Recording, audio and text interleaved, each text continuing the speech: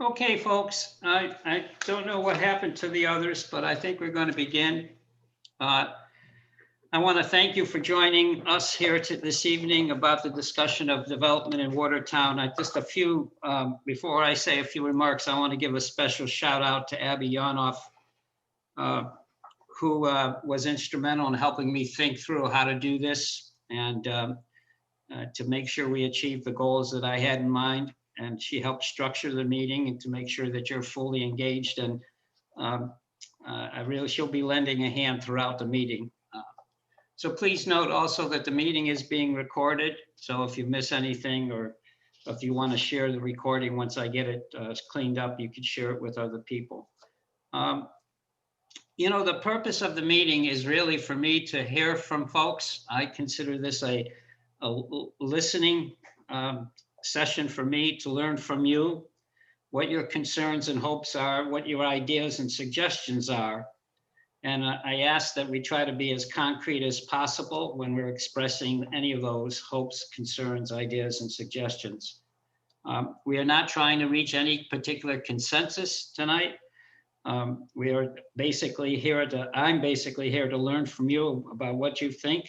This is the first meeting. There may be more. We're really not sure about that. I have in a previous discussion, there was someone suggested that I should be aware of that there's a distinction between developers and renters. And I think that that's an important distinction between those who develop land and property and those of the tenants in those buildings. And that each of those have different windows of ways to interact with them and to influence them. However, I don't want you to feel in any way influenced by that explanation or that perspective. But I just thought it was an interesting perspective to look at developers versus the tenants in the developments. So our hope is to have about a 90-minute meeting.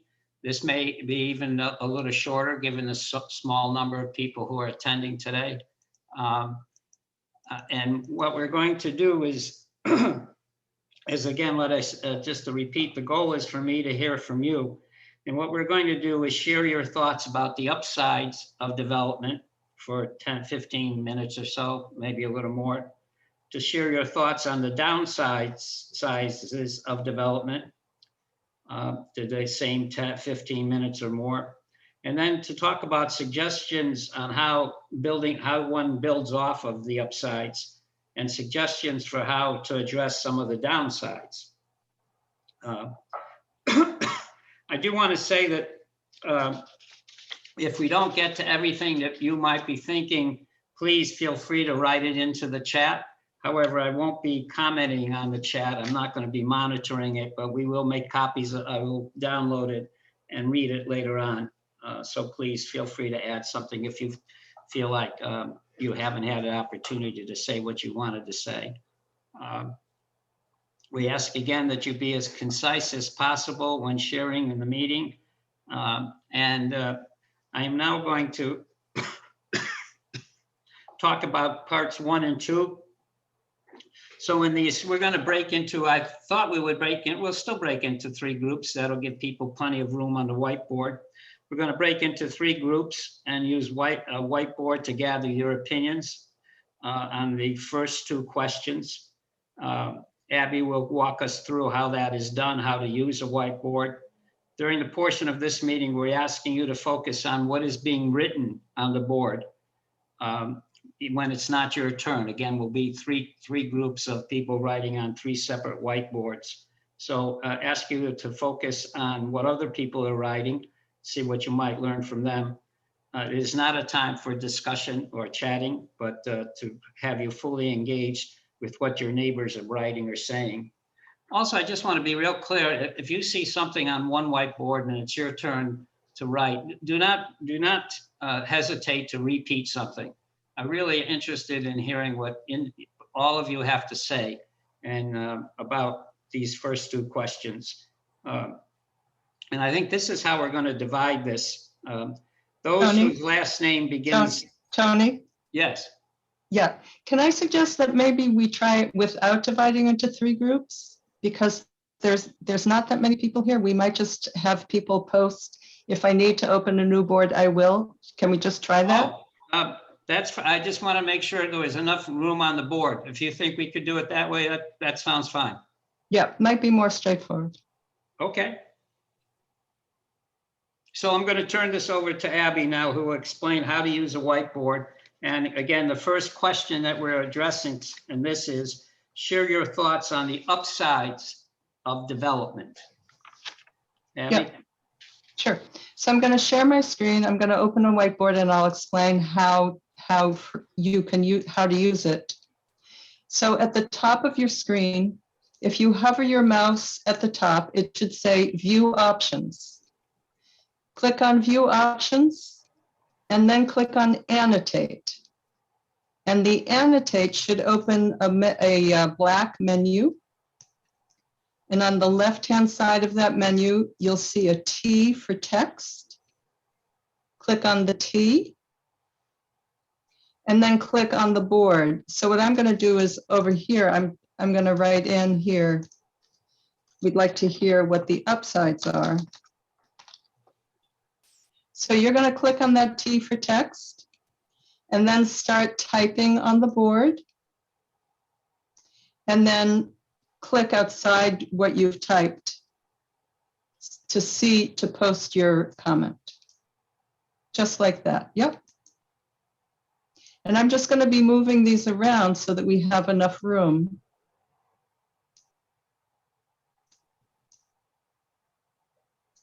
Does everyone see how to annotate? Yep. Merle, was that a yes?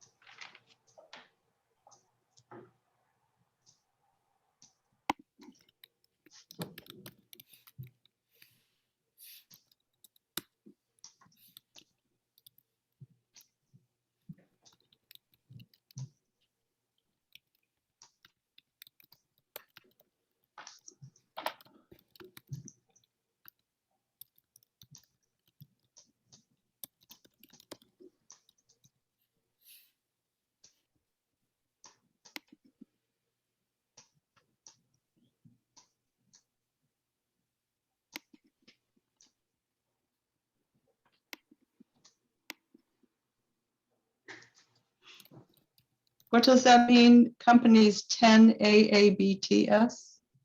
I meant tenants. Oh, 10. I'm just gonna, oh, I can't actually. I'll fix it. Oops. You might, I'm not sure if you'll be able to fix it. If not, you could actually just retype it.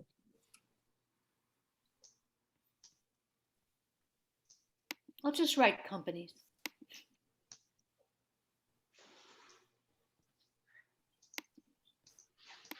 We have plenty of time for this, so please take your time. And we have plenty of whiteboards if we use up this whiteboard. Could you explain, once you've typed in the words, how to get it onto the whiteboard? Just click outside of it. Just click somewhere on the whiteboard. Did that work for you?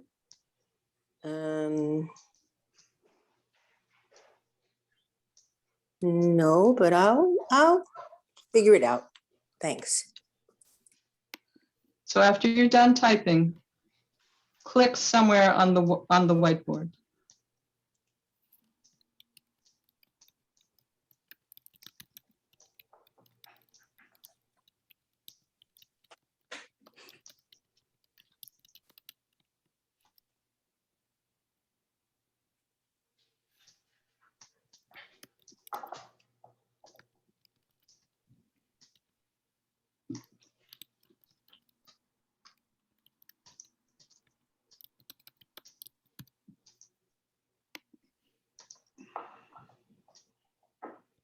Can I get you all to stop typing for a minute? Can you just stop for a second? because I need to open a new board. So just stop wherever you are, because we filled up the board. Tony, we can come back to this board. Great. Okay, so if you're still trying to type, go ahead.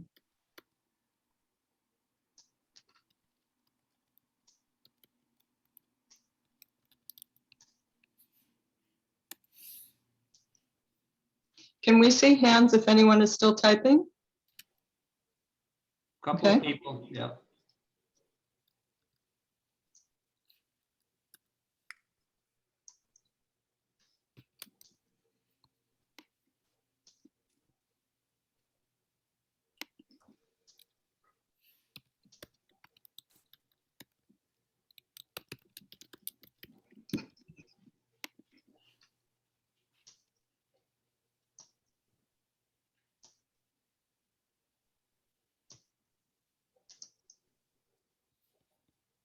Anyone else still typing? All right, you'll be able to add, but I think we're going to go back to the first. Oh, I'll just move that over here. We're going to go back to the first board so we can spend some time there.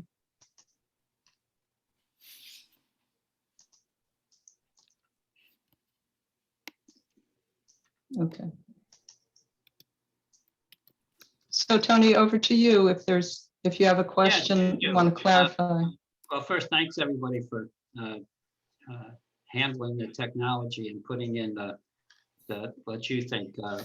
And I should have prefaced this by saying, which I think it was understood in my earlier email, that we're talking about development, the sort of, not the sort of, the upswing in commercial development for high tech and life sciences. That's what we were talking about particularly. So I'm just going to take a quick look at all this and see if I have any questions that might help, and maybe people can answer if I have a question. First, I'd be interested in knowing whoever put in diversifies community. What did they mean by that?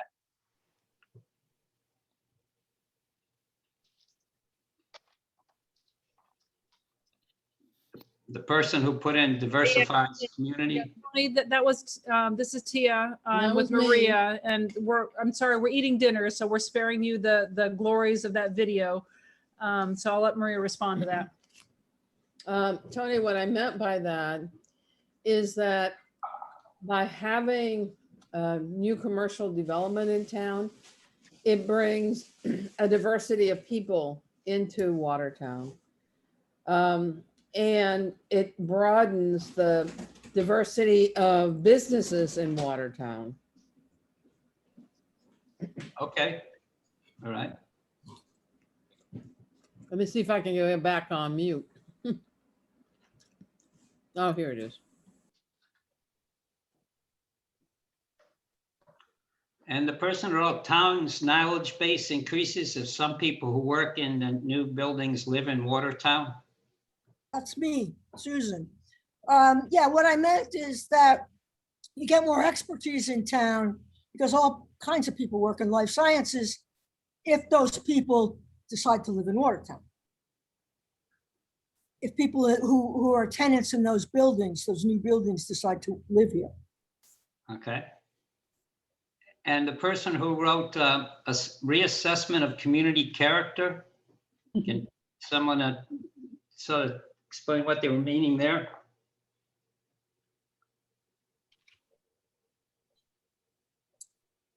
That's Sheila. And so it's a little bit the variation of what Maria said.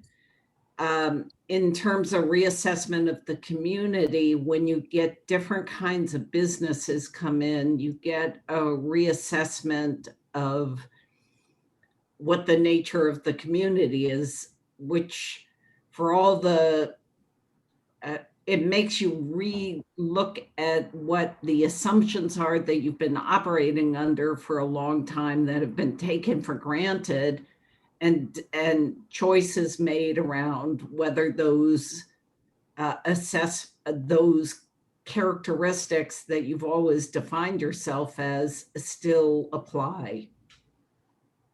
Mm-hmm. That makes sense? Yeah, I think I understand that. There's an assumption in some of these that people who work here from these new life science businesses are going to live here. Is that the assumption in more people in the congressional district? Tony, this is Yeah. Marie again. As part of our bicycle and pedestrian plan, there was an assessment of the number of people who worked in Watertown and lived in Watertown, and was the highest of any of the adjoining cities and towns in the area, were around 20%. So there is a sizable number of people who both live and work here. Okay.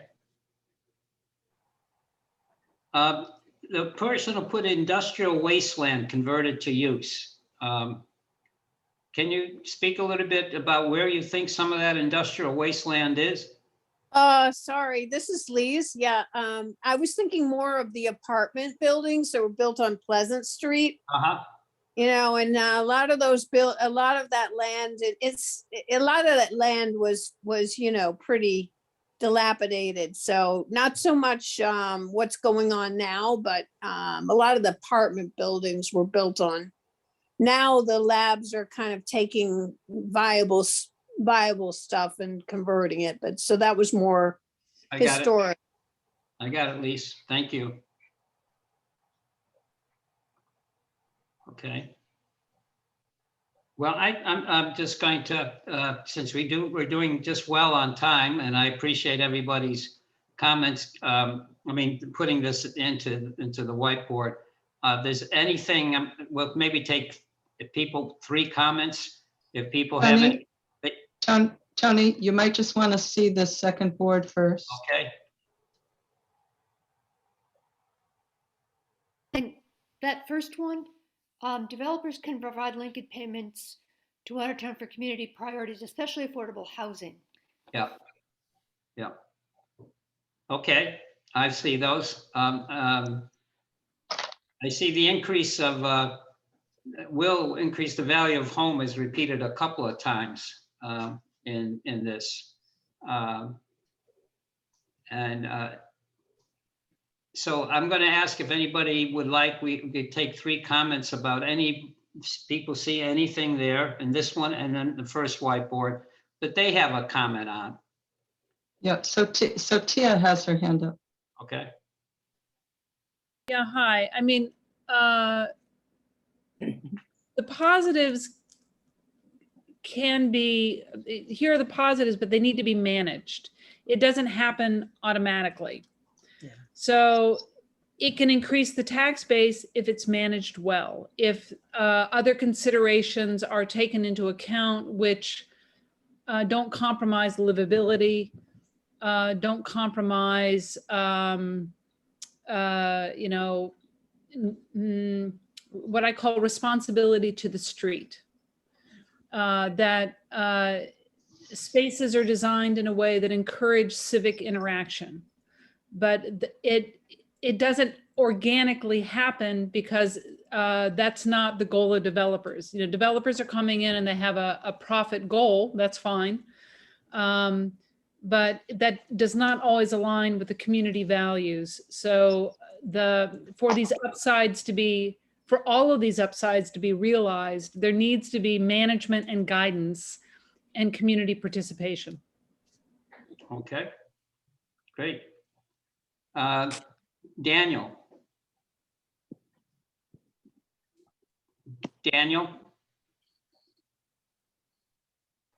Dan. No, you were unmuted. Now unmute yourself again, Daniel. I had the wrong microphone on, sorry. Can you hear me? Yep. I have my video off because we're eating. Sorry about that. I just have a question. It's less a comment. And, you know, I think all of us feel and see the dynamism of development, but I wonder if we're all on the same page in terms of the facts, because I'm not. how much development is really happening. Let's say, how do we compare in that respect to Waltham and Cambridge? Um, and I don't know if that's beyond the scope of this meeting, but I think it would be very useful to sort of have a common understanding of some of the raw facts, which I personally don't have, other than what I see and feel. Okay, I can speak a little bit to that, but let's maybe in between this board and the next board, when we do the downsides, I can speak a little bit to some of that. Last comment is from Jolly. Hi, can you hear me? Yes. Okay, so it seems to me that the upsides, unless we mandate them, the town mandates some of this, the developers aren't offering it. So if we want them to participate in certain things such as better sidewalks, streets, connecting to bike paths, et cetera, we have to demand that mitigation because they're not doing it unless we require it. The same with mass transit. They're not going to do that unless we say they have to. So part of this is the town requiring our developers to, if they want to develop in this town, they have to participate in certain ways. Okay. All right, I think I'm gonna try to answer Dan's question briefly. And again, let's just send, I think all this is being recorded, so people want to go back and hear anything else, they can go back. I think, Abby, since this whiteboard seemed to work pretty well, maybe we could use it for all 3 questions, for the remaining 3 questions, not just, but I wanted, before we go to the downsides, where people can write in the whiteboard what they see as their downsides, I just wanted to make a short comment on Dan's point. I've been monitoring 8 different developments in town, all that are designed to be for biotech or life science. None of them, I believe, have any mixed use part of them. So we have development on 85 Walnut Street. We have one at 202, 204 Arsenal Street, a big one at 66 Galen. There's a conversion taking place at 580 Pleasant Street. There's the 99 Coolidge Avenue, also known as 57 Coolidge, the old sports club. There's the one on Arsenal Marketplace on 617 Arsenal Street. There's another one at 705 Mount Auburn Street, the old Tufts building. And yet there's another one on 23-29 Elm Street. Those are just 4 that those are just ones that I know about that are in some way they're in process. That doesn't include the potential of Russo's being sold. And it doesn't include the 700 Pleasant Street, which is the current Stop and Shop, which has already been sold. So those 2 are not included. And so that just gives you a flavor of how many are in the process right now. There's 8 of them in the process, and two big ones that haven't begun in the process, or one property been sold and another one to be sold, if Russo sells, I should say. So that's just gives you a brief understanding of it. So if you would take us to the next slide, the next section is to talk about the downsides. And Abby will put up another whiteboard. And again, there's plenty of time. We have such a small group that we're not going to rush this. So let's. Tony, there are 3 people who want to speak. Do you want them to hold their comments, or do you want to hear from them? Well, is it about the upsides, or are these comments about the upsides? Merle, is yours about the upside? No, it's about our process. Okay.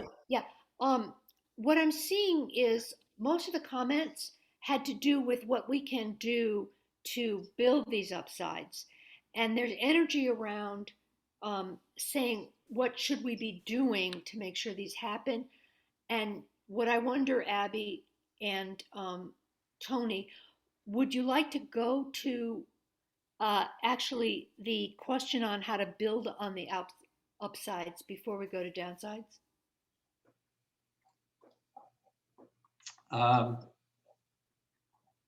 Let me think about that. Jolly, what is your question?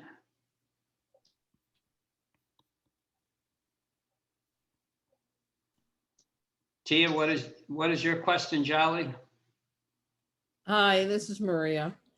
I wanted to go back to the question that was Oh, no, asked. I didn't have a question. I already made my comments. So I Okay, have- your hand is up, that's all. Okay. If that's the case, then maybe I can talk about how much development is going on in town.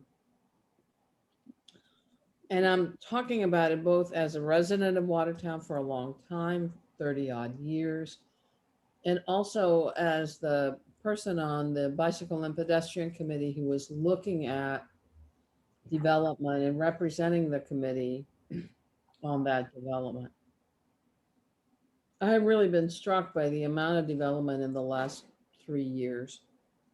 We used to get maybe one development every 6 months, maybe in a year. Now we're getting at least one every quarter. And these are substantial developments, not small. One of the ways I've been thinking about it is that if I drive down Pleasant Street, if I drive down Arsenal, and I see a building in the middle of a parking lot, that is a piece of property that will likely get redeveloped. And somebody's going to come in and buy that. That's what happened with VHV. It will happen again and again and again, because a parking lot with a building in the middle is just crying out for a better use. So if you drive around town, that's the way I would think about it. All right, thank you. So I do think I don't know if we, factually established it qualitatively for Dan, but the reality is that there are a number of many developments in process and others that will be in process, and all of them are focused on biotech or life science. There's very few at this point in town on residential units. There's one that has just simply been completed, and that was a condominium of 21 condominium units. I don't know of any residential units being built now. So there was a suggestion, and Abby, I'd like your thought about it. There was a suggestion that since this is a 4-part program, and each one of these parts where one was the upsides of the development, downsides of the development, how to build off the upsides, and the second one was how to address the downsides. So there's a suggestion from Merle that we focus on the upsides and take the second question related to that, which was the question of your suggestions on building off the upsides. I have no problem with that. We could stick with these and go to question 3, which would be building on the the upsides. I do think we need a new whiteboard and let people take a crack at talking about what they see as how to build off of some of these upsides. Yeah, I think so, Tony, because people have already actually been talking about that. Yeah, so why don't we give them So what we can do here is continue from here. Just hold on one second.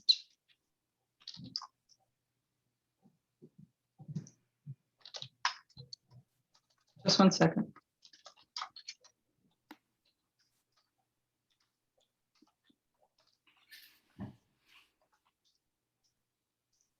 So we're going to continue from here, and the question is, how can we build on the upsides? take it away.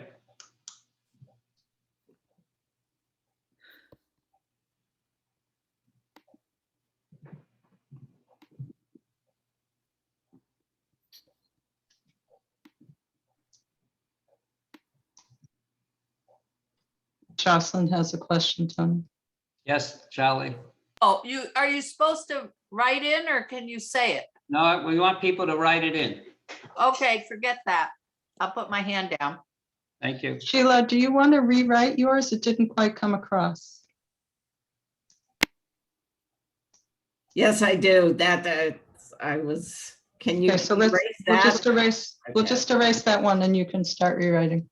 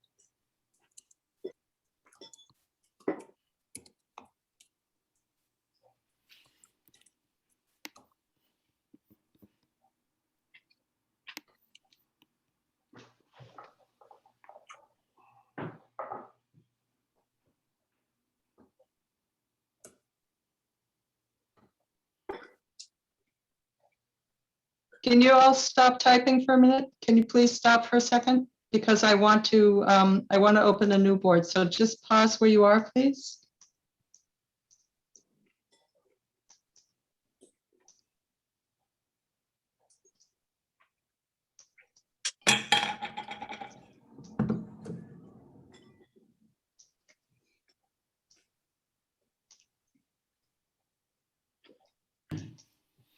Okay, go ahead.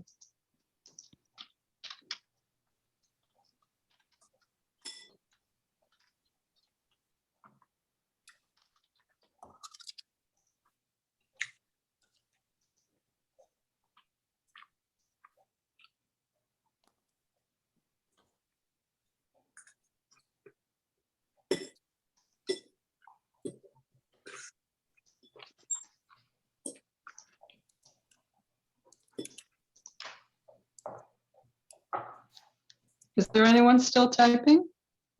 Yes. Yes.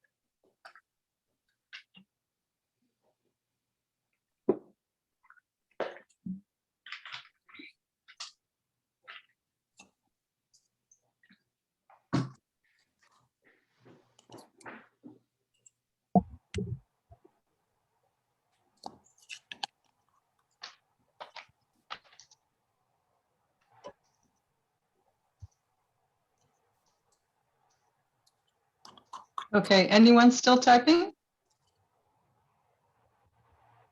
Okay, so Tony, let's go back to the previous board. Oh, someone, hold on a second. Someone just posted something.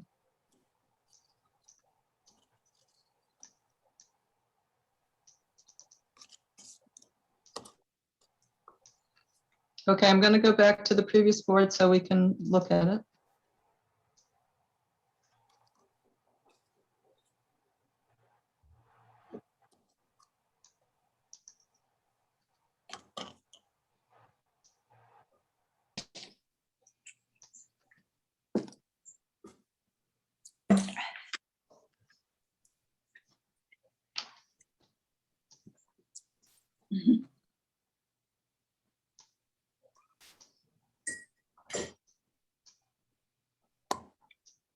You stop moving them. I'm sorry, somebody added, so I need to move this here.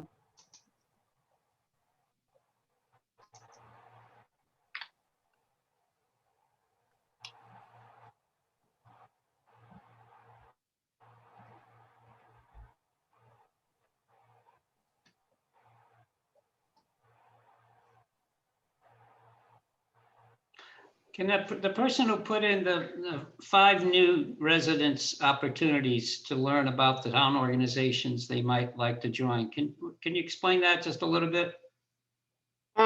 That was me. First of all, it should say give, not 5. That's a Oh, spelling okay. error. Just make it known to all our new residents, all the great things that they could get involved in. Mhm.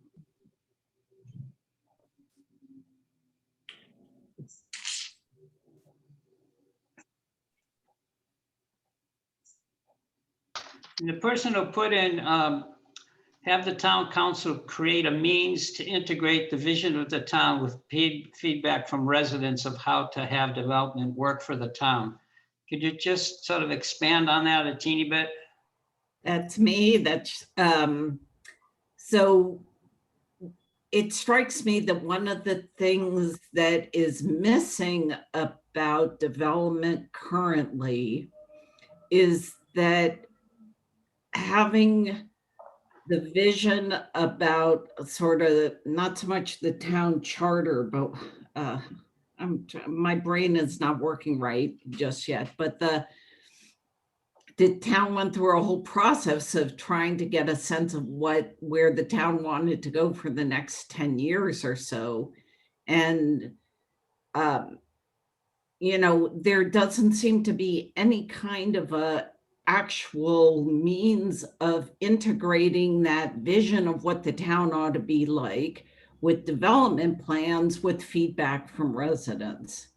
There's just, it's like a free-for-all. Development just sort of happens, and I get that it's private property and they get to develop it the way they want, but they're working within zoning limitations, etc.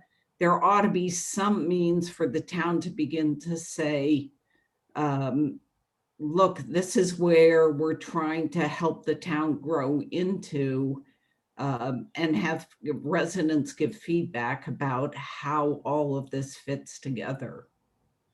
Mhm. Okay.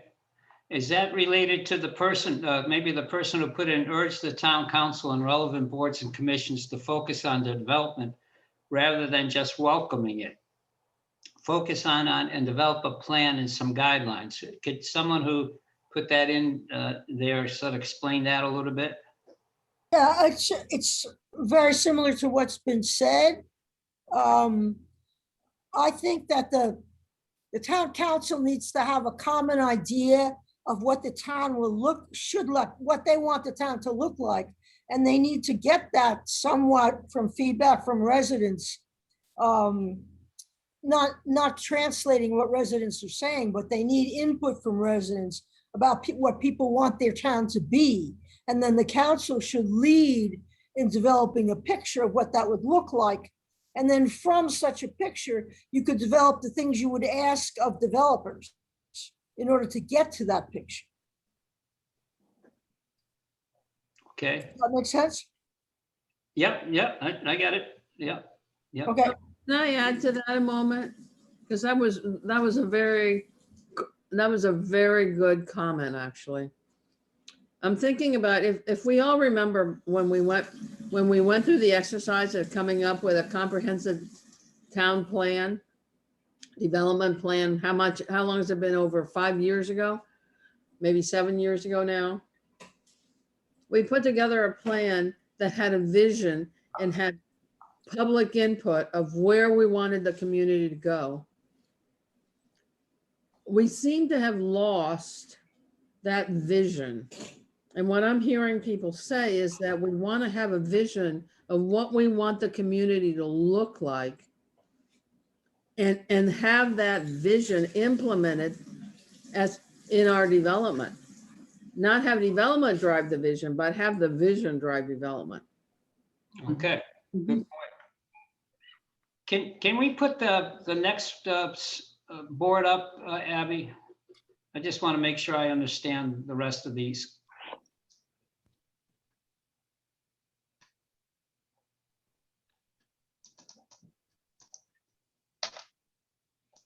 So this one about we need to improve and increase planning is somewhat what I heard and the other two, right? The first two comments we just heard.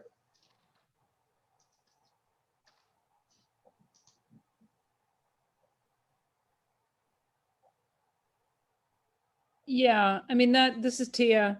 You know, the comment in terms of improving increased planning is that we just don't have significant resources within Watertown's government to manage this.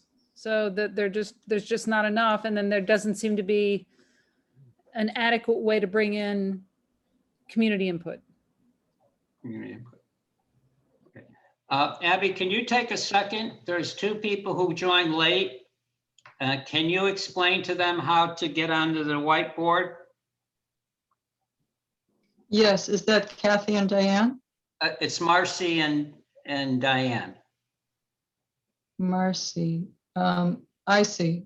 So Tony, do you want them to, I want them to be able to write on the board. do you want to hear from them about the upsides or how to build on the upsides? At this point, I want them to build on the upsides, just because so that they know if they had anything they wanted to add to this, they could add it. So Marcy and Diane, we've identified some of the upsides of increased development in town, particularly around biotech and pharma. And then Tony asked, how can we build on the upside? So you see some of the ideas here. And do you have thoughts on this? The way to add your thoughts is hover your cursor at the top of the screen where it says View Options. Click on View Options and then click on Annotate, which opens a black menu. And then on the left-hand side, there's a T for text. Click on the T and then type in if you have something to type. Thank you. I just wanted to have them go over but again, okay. Tony, I think if anyone else joins, we can ask them to put it in chat. Okay. Okay, I'm ready to actually move on to the second, actually what was the second question, the second and the fourth question. Yeah, let's see, is Marcy, are you typing? Okay, shall we just let her finish typing, Tony? Yeah, I didn't see anything typed, so yes, of course. You have to, it doesn't show up until they're finished typing. Oh, I see, okay.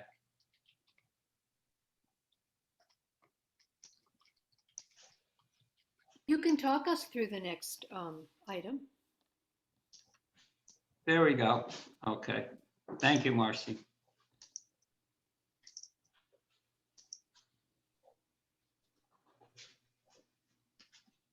Okay.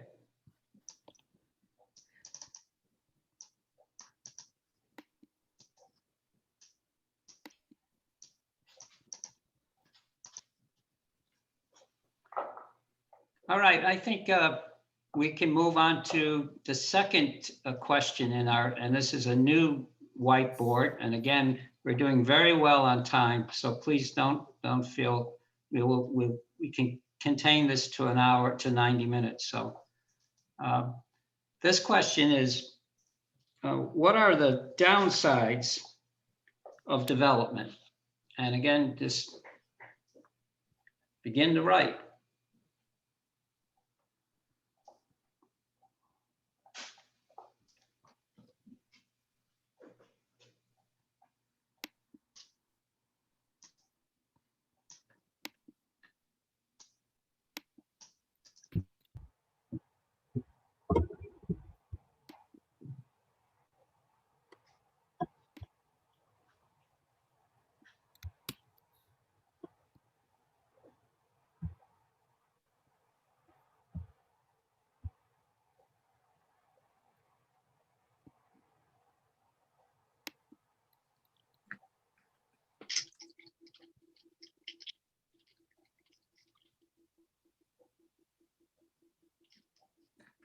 Sorry, where does congestion go? I moved something so it no longer makes, who wrote congestion? Oh, congestion is just by itself, right?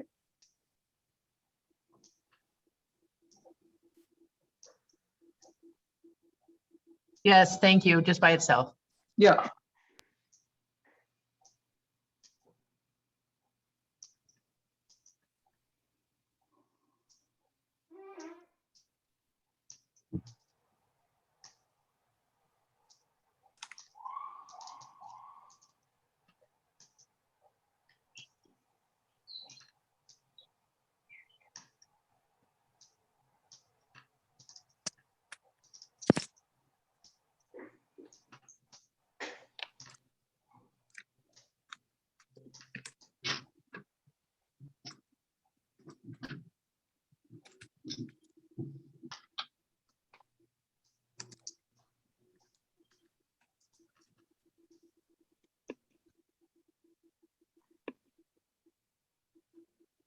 Can you all stop for a second? I'm going to open another board.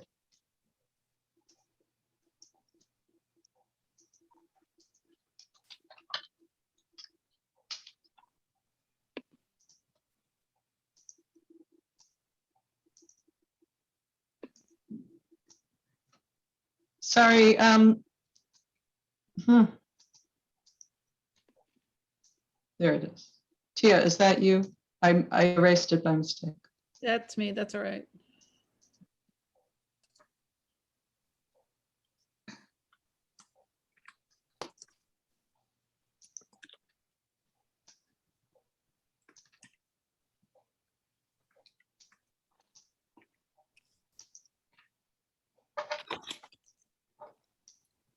Oh, geez.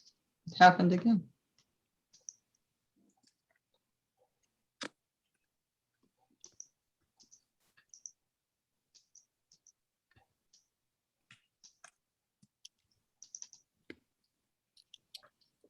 Tia, is yours? I'm sorry. Did you have something on affordable housing? Yeah, I did. I apologize. Okay, let me see if I can remember what it was and I'll re-enter it.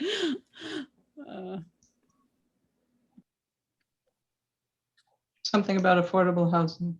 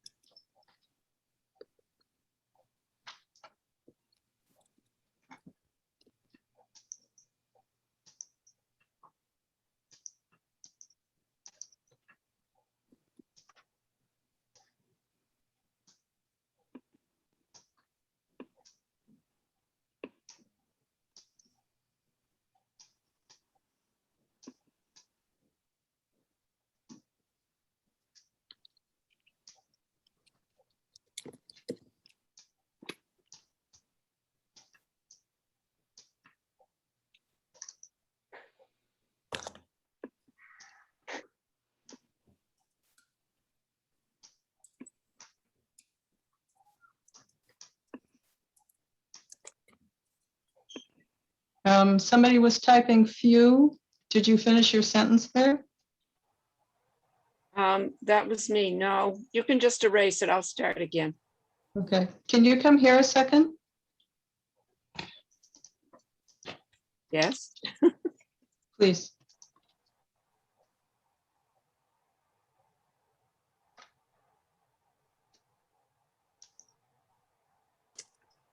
Is there anyone still typing? Oops, I gotta get that big one. Let me get rid of the cat.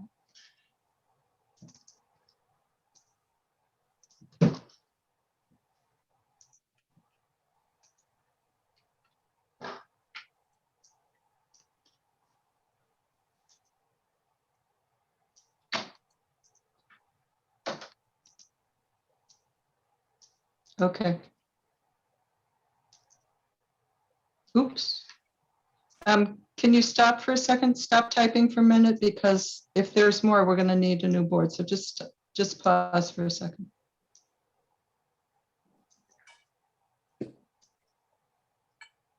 Is there anyone who's still typing? Tony, I think this is the second. Oh yeah, oops. Just move that. So this is the first board, Tony. Yeah.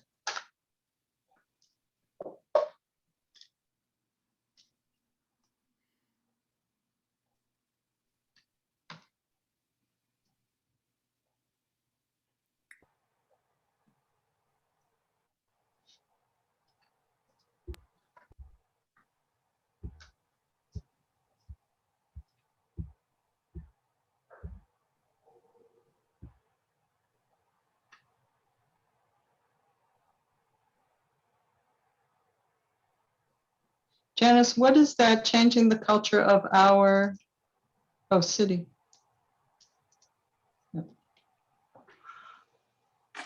Okay, let me just ask a few questions if I might, just to help me understand this a little better. And then, as I say, we're doing quite well on time.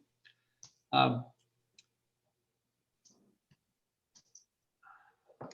maybe, Janice, could you explain a little bit what you mean by the culture of our society, of our city? Sure. So this goes back to the conversation around vision of Watertown. One of the main reasons that my husband and I moved to Watertown instead of closer to the city like Cambridge was because we didn't want to live in a biotech land. I wanted to live in a neighborhood where I knew my neighbors and I could walk down the street and I could buy a sandwich from somebody who owned the shop. And there was diversity and there was camaraderie. I lived in large cities before and I didn't want to move into a large city building a family. So I have a lot of grave concerns about how bringing in this amount of biotech and life science would just change the culture of our city, remembering that we're only 4 square miles. So 8 giant businesses coming in and biotech means that our culture will indeed be changed. So, and I'm sure this is just, there's more in the pipeline. So that's kind of why I have my eye on that. Thank you. That's helpful.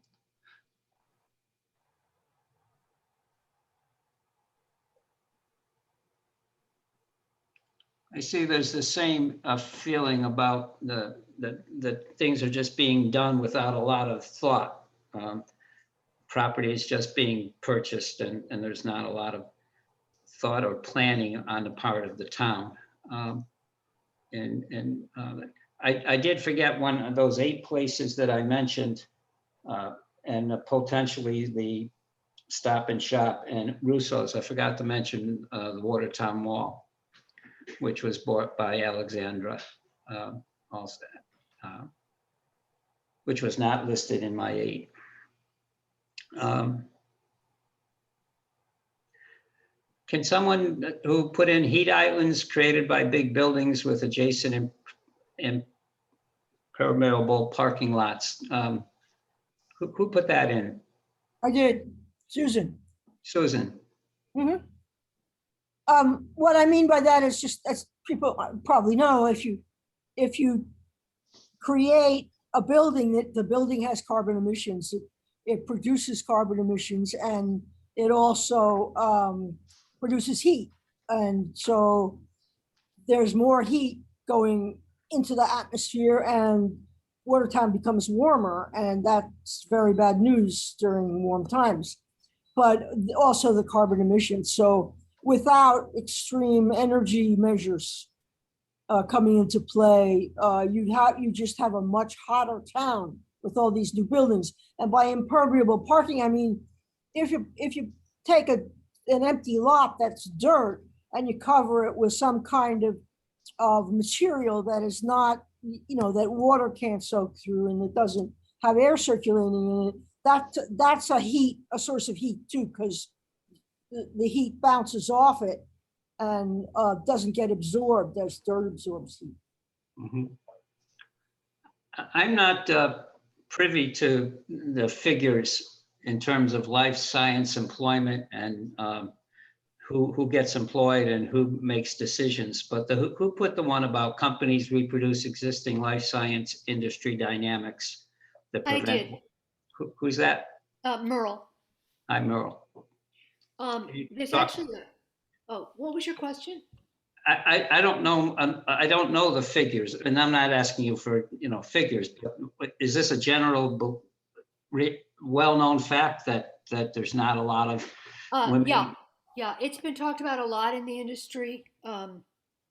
Extremely glass ceiling, very non-diverse at the top, and real trouble hiring. Anybody who's not standard, white male scientist has a lot of trouble getting anywhere. Yes, it's been documented a lot. Okay. Before I move to the second, I just have one other comment go ahead. on Janice's comment. I'm hearing there's a sense of an either or. Either you have neighborhoods or you have commercial development. And I'm not sure that will obtain. I just want to say it's possible to have both. I think. So before we turn to the next. Can I ask a question? This is Lisa Kimball. I also worry about the construction disruption. I mean, already we're, going down Arsenal Street with what they're doing at the Arsenal project. I mean, if all these things happen at once, I mean, what's the timing for all of these? If there's 4 buildings going up at one time, that's a tremendous amount of disruption. Hey, Tony, can I talk about that for a moment? I want to follow up with what Lisa is talking about. One of the downsides of not having a large enough planning organization and traffic management organization in our city government is exactly this. Nobody is looking at the big picture. There are at least 4 major developments going on in that area. There's 2 of them on the Boylston property, which is Arsenal Yards. They're going to be redeveloping the end closest to Brighton, that building at the very end of the property. They're going to be redeveloping that into a major biolab building. So not only is it going on the western side of Arsenal and the middle part of Arsenal, but the eastern part of Arsenal is going to go on. Now, on top of that, you've got Alexandria redeveloping the old, what was it?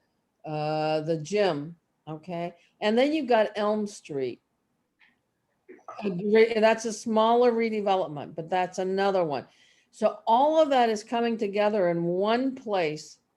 And I do not see the city of Watertown, okay, really taking a good look at what that means for development and traffic in there. We are not working with DCR into how we're going to work with that piece of property and all of the roads that DCR controls in that area. We're just sitting back and waiting for the developers to drive what they're doing. And that's, yeah, nobody is really looking at that big picture and that big chunks of areas where we have major development going on and saying, what's the holistic result of this? Okay. I'm gonna open this up for 2 more comments about this whiteboard. If anybody wants to say anything about anything they see here that they'd like to expand on or question, or there are a couple of comments. If not, we'll go to the second board, but I want to give people an opportunity to say anything, just like Maria just said. And all right, Tony, this is Sheila. One of my concerns is, and I'm not sure the town has any say in this, but here's the issue. There's a huge amount of life science growth going on in Kendall Square, has been for a while, and now it's all spreading to Watertown. And everyone's sort of cashing in on, oh, the pharma industry, the life sciences, da, da, da, da, da. And inevitably, there's going to be a bust and there's going to be too much lab space. And then you have to redevelop. And the thing about lab space, especially biolab, is it's usually wet lab space. So it's been plumbed for wet labs. And certainly with fume hoods, et cetera, and it is not necessarily easy for somebody to convert to something else. good point. So there's I don't know that anybody is looking at the larger whole greater Boston area in terms of how much lab space is being developed and whether or not there actually is a market for, because developers just go in speculatively to develop. Yeah. Well, I do want to just, I'm going to recognize Janice and then Connie. I just want to make a real quick question. That's a good point about when is it too much? When there is too much? And that's a tough question. I do want to know that the recent planning board meeting having to do with the redevelopment of Arsenal on the Park, or let's call it the old Athena. That one of the comments made by the developers of 2 buildings that weren't even built yet was that they had already had the space accounted for. And they hadn't even put the shovel in the ground. So it does appear, and you may be right, Sheila, that at one point it's going to, going to hit the end. But at this point, it seems like it's moving quite well along. And I don't want to forget Lisa's comment about the followed up by Maria, but about the congestion, but mostly also about just the disruption, construction disruption in terms of people's day-to-day living with so many buildings being built and sometimes right next to each other or within half a mile of each other. Let me recognize Janice and Andrew and then Connie. Thanks, Tony. I think one point that I want to make that I think is really important in this conversation is that I am not responding to a growth and development in Watertown. I am responding to a growth and development of biotech and pharmaceutical industry in Watertown. I think development in general is great. I think we could use more development in Watertown in certain areas, but I think having all of it in one particular industry is the problem that I have. Because I don't see what value in and of itself a biotech box building is bringing to our town. We've lost a lot of privately owned businesses during the pandemic, restaurants, small businesses, art communities, and replacing those with biotech, I don't think is the right move for Watertown. And I don't think that it aligns with our vision as it's currently written. And it certainly doesn't align with the proposed preamble that has been drafted for our charter. And that's the point that I want to make, is that this is really a comment on one voice that already has a lot of power coming into Watertown and taking up a lot of our precious space, while art and other culture supporting businesses are moving out. And that's a real shame. You know, there's a lot of great things about the Arsenal development that I do like. There's some things I don't, but I'm less concerned about that than I am with the biotech just sort of coming in. Thank you. Thank you. Connie? Yeah, so just to build upon that, although to say I'm really interested in the next question of these feel like very important downsides that we have to tackle yesterday.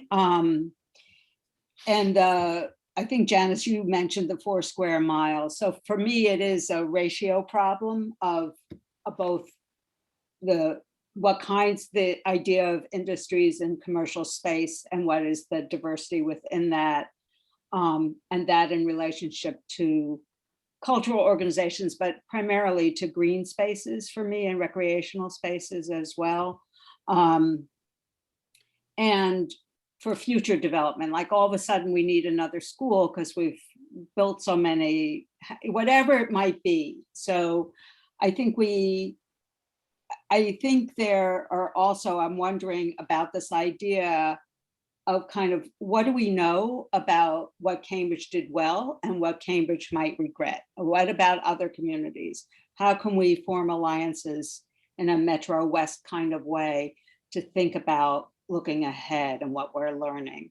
And, you know, the environmental impact, I have to say, is something that really concerns me. So I'm hoping that there are lots of ideas about solutions as well. Well, actually, why don't we do that now? Can you quickly, Abby, quickly see the second board on more downsize? Tony, just to call your attention, it's almost 8:20. I got it. Yep. Just let me take a quick look at the downside. I think this is a lot of repetition. I just want to make sure that I don't have any questions. Okay. So can we go to and we can go a little bit beyond, I said 90 minutes, but if you all can stay a little bit longer, we should. Can we go to the fourth board? And this is, how do we address some of these downsides? How do we address some of these downsides? And I just throw that out, and people please right away.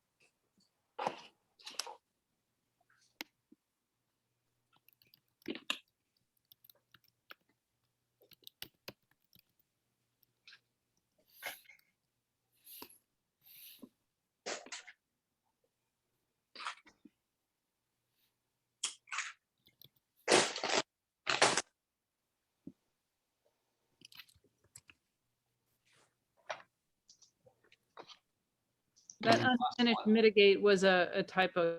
You can delete that, Abigail, Abby.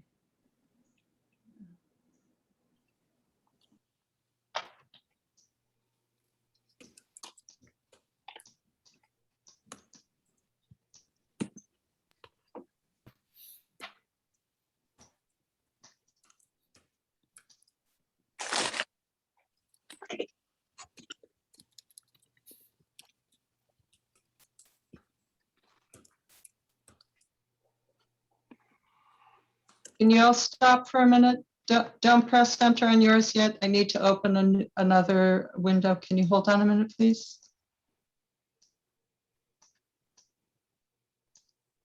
Can you stop for a second, please?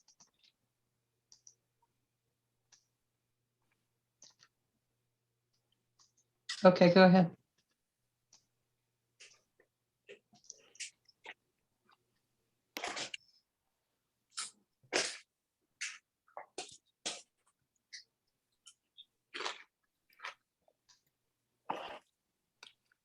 Is there anyone still typing? Yep.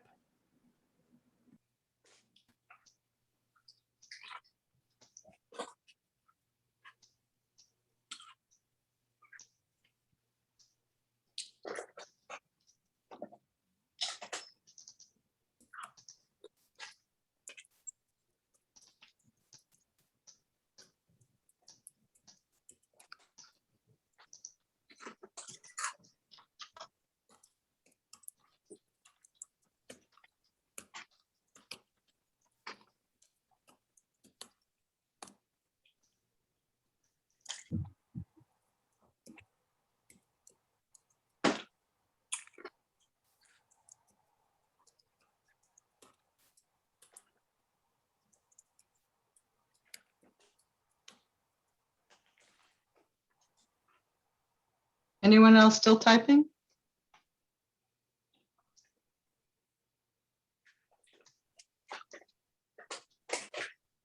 Okay. Tony, we go back to the, Please. yeah.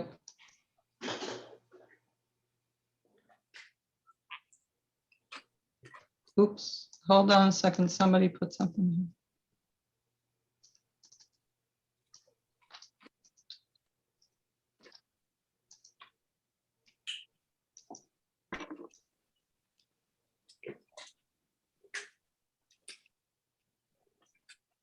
Can I just ask generally, how many folks feel they have a handle on how in broad strokes, on how a development begins and ends? What the process of a developer's idea begins and ends? Connie, Merrill? Okay.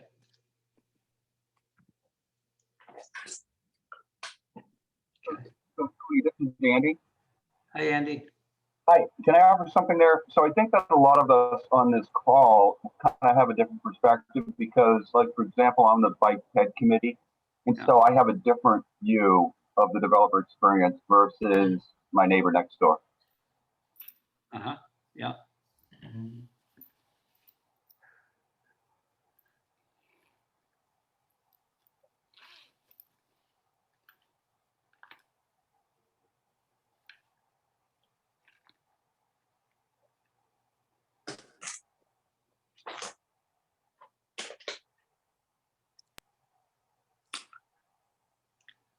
Who put in require companies that operate percentage of their employees here, meaning that they'd hire a percentage of their employees? Yeah, there's a missing word, yes. Okay.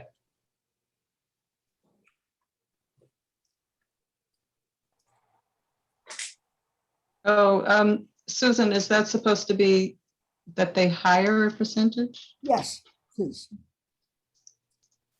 Tony, Lise has her hand up. I'm sorry, Lise, go right ahead.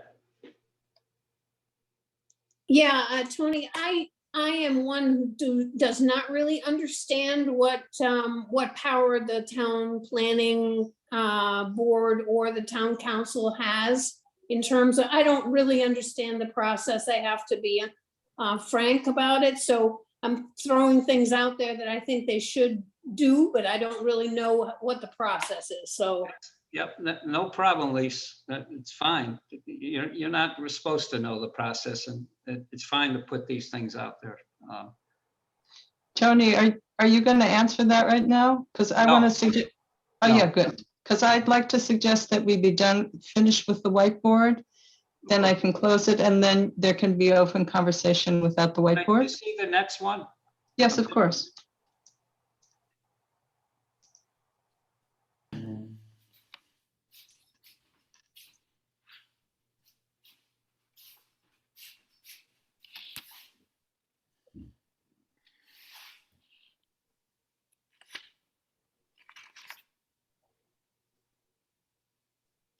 They'll accelerate the CSP planning implement. Is that the CPA? Is that what that's supposed to be? yes, that's community preservation. Yeah, I wrote that wrong, sorry. Thank you. Okay, let's open it up to just general thoughts on any of these addressing the downside. Some of them sound very, very good. Other people just want to offer any thoughts. We can go between. Jolly's hand is up. Yeah, can you hear me? Yes, Jolly. Okay, there are a number of them that have to do with building codes. And quite frankly, we can't do anything about that right now until this December, I think 2022 or November 2022. But the minute we can, I would hope that I would want to put in that town council adopt a net zero stretch code for all construction. I mean, people may not know that we can't do it right now. That's controlled by the BBRS. We don't have that control. Okay, thank you. Yep. And can you please explain what a net zero stretch code is? Do you want me to? Yes. A net zero stretch code requires a building to produce as much energy as it uses. So usually that means that it will have a very tight conserving envelope, high efficiency mechanics, and at this point, probably enough solar to power it. So our two new elementary schools, Cuniff and Hosmer, are net zero buildings. They will produce as much as they use in terms, and they're electrical, they're electrified, so they will not be using fossil fuels. Thank you. Uh-huh. So we have 3 minutes left here. I was going to ask you all, so what do I do with all this information? If you were sitting in my place, what besides rereading it about three or four times, listening to the recording again, what do you think I should be doing with this? Nora? I think you should be rereading it and absorbing it, and then sorting it into what strikes you as the major themes, and synthesizing it and discovering where there's a lot of disagreement, and then checking with your own priorities. Decide what you want to do with it. Where do you need more input? And where do you think you can start developing proposals? I think we'd like you to report back to us and ask more questions to deepen it. Okay. Janice, Andrew? I think in the short term, just serving as a voice for, the people at least that showed up on this call today, because I don't think a lot of residents' voices have been in the conversation so far. So just getting a read on some of that. Obviously, there's 35,000 people in Watertown, and there's like 20 people on here. But it's a start. It's a start. You know that you have certain opinions from the residents about these developments that I think may have prevented some of this had we been in the conversations earlier. So, thank you. Susan? Yeah, you asked a great question a little while ago, Tony. How many people understand the process from start to finish? And I didn't see many hands go up. So unless I didn't see the hands, I think it'd be good to just develop a document or a webinar to explain that. Good point. Good point. Sheila and then Marcy. My sense is, and I'm not sure how this works with the town council, but you are on the town council, and part of the town council's job is overseeing the running of the town, asking the town development office to report in on its vision of how development in the town works with the what was it? What was that program that was done 10 years ago? Why can't I remember this? The comprehensive plan. The comprehensive plan, and how development and the comprehensive plan work together. Okay. And I think it was Marcy next. Yeah, I would encourage you, well, first of all, to think more holistically about this. I also have a considerable amount of experience working with people who are either developers or have been directly engaged in that process as part of urban. But look at this holistically and in the context of an integrated approach. There are immediate concerns around just what's going on. So just letting people know is, and as this does, is great. But I look to the structural opportunities. One is the preamble, the values that are articulated there, the vision statement. That is something that can be actualized and fulfilled in multiple ways, including development. Number two is the search for a new town manager.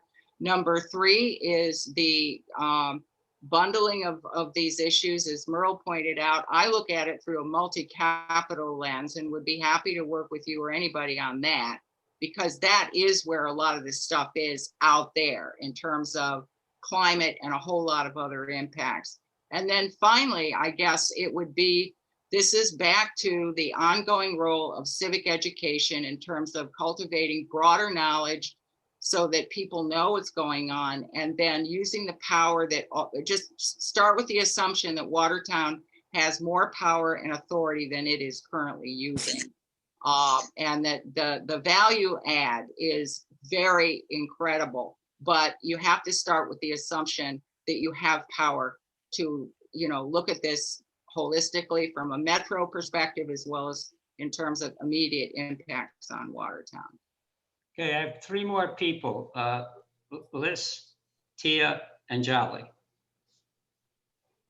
Couple of places overlapping with Marcy. I agree that this is an opportunity to integrate these skills into the hiring of the new town manager, is one. Tony, you've always been an advocate of mitigation. I think that you've been able to pursue some concessions that have been open that conversation with developers. I think that that's something that you can continue to do. As the town council looks at budgets, there's been several comments about the planning department needs more resources. That's something you have input on as a town councilor. There are places, and I'm only commenting on this as an observer, where certainly Maria and Andy as representatives of the Bike Pedestrian Committee participate, and Sheila as members of the Bike Pedestrian Committee participate in conversations with developers.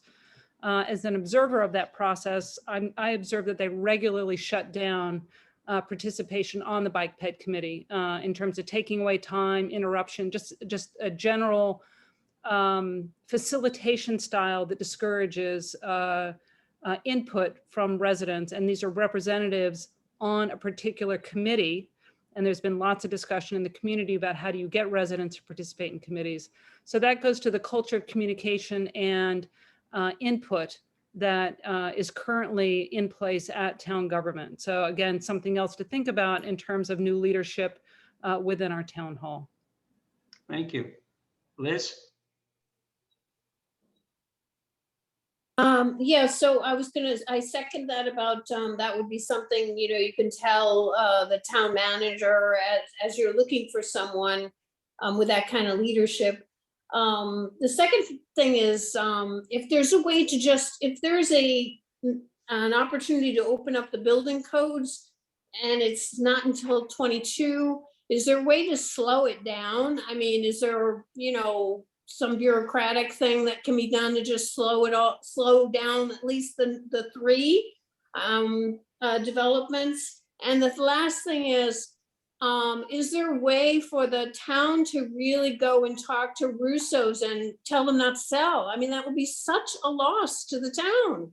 I mean, I can't be the only, it would be a huge loss to the town, to have another lab in place of Russo's. That would be a real loss. Yeah, I think there's got to be something that, the town council can go plead with them or give them a tax break or something. Mhm. Let me just quickly, before we recognize Charlie, say that, if you look, I got an email from someone who was supposed to be on the meeting, couldn't be on the meeting, who talked about the fact that if Russo's goes and Stop and Shop goes, there you just lost 2 locations for people to shop at in that area, for the people who live at the Muse and who live in the other apartment next to the Repton Place. But if you think about the development in Watertown, not only, there are some places that are abandoned or emptied, but a lot of the development is taking existing things, knocking them down and putting things up. And so you saw that with the health club for $33 million. You're going to see it with the Stop and Shop. You're going to possibly see it with Russo's. You're going to see what they do with the Arsenal, the Watertown Mall, what's going to happen there. So it is true that we have some empty space, but most of the development in town is the replacement of existing to put in new. So just to be aware of that. And Jolly? Yeah, a couple things. One is to second what you're saying, Tony. Even the Arsenal and the Charles is similar. That's Alexandria's that they're permitting, that was just permitted last week. But when it was Athena Health, there was a health club there. There was childcare there. There were restaurants. That it was a local, basically a local owner making a place for people to be able to get those sorts of services. And Alexandria is a national developer, but that's not what I was going to say. What I was going to say when you asked about what to do is it seems to me from working a lot on some of these issues that town council, Tony, is really very receptive. The issue is not with town council, actually. The issue is with our administrative staff that seems completely disconnected from the desires actually of town council and the desires of the residents. And I don't know how you get oversight, but I think the charter has given, has offered some change that way, but our administrative staff basically does what it wants to do when it wants to do it. And it doesn't have supervision.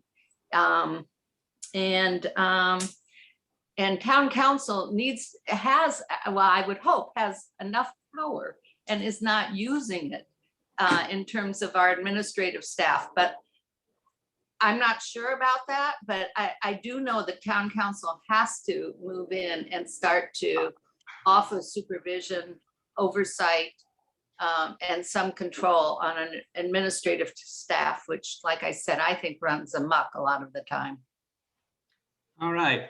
Well, thank you for your suggestions on what to do with this material. And it has been, clearly the goal was for me to hear from you all. And I did, and I appreciate the fact that you took the time to be at the meeting. And I appreciate the fact that you used the technology that we used for this meeting. A special shout out to Abby.